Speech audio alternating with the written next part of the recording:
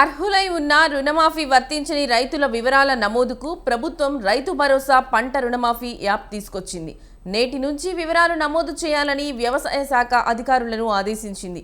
2 లక్షల లోపు మాఫీ కాని వారి రుణ ఖాతాలు, ఆధార్ కార్డులను తనిఖీ చేసి కుటుంబ సభ్యుల వివరాలను యాప్లో అప్లోడ్ చేయనున్నారు.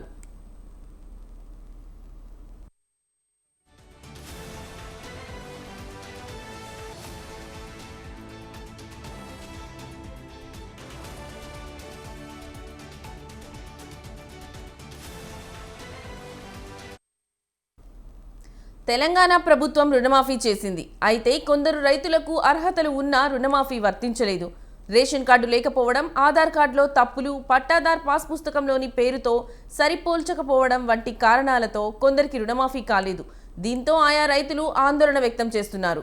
అలాంటి రైతులకు కూడా రుణమాఫీ అందేలా ప్రభుత్వం చర్యలు చేపట్టింది. రైతు భరోసా పంట రుణమాఫీ అనే యాప్ను వ్యవసాయ శాఖ రూపొందించింది. ఇప్పటికే ఈ యాప్ను అన్ని జిల్లాల వ్యవసాయ అధికారులు, డివిజన్, మండల అధికారులు, విస్తరణాధికారులకు పంపించింది. రుణమాఫీ వర్తించని వారి సమాచారం తెలుసుకొని యాప్లో నమోదు చేయాలని ప్రభుత్వం మార్గదర్శకాలు జారీ చేసింది. నమోదు అనంతరం రైతుల నుంచి ధృవీకరణ పత్రం తీసుకోవాలని, స్థానిక పంచాయతీ కార్యదర్శి సంతకం తీసుకోవాలని సూచించింది.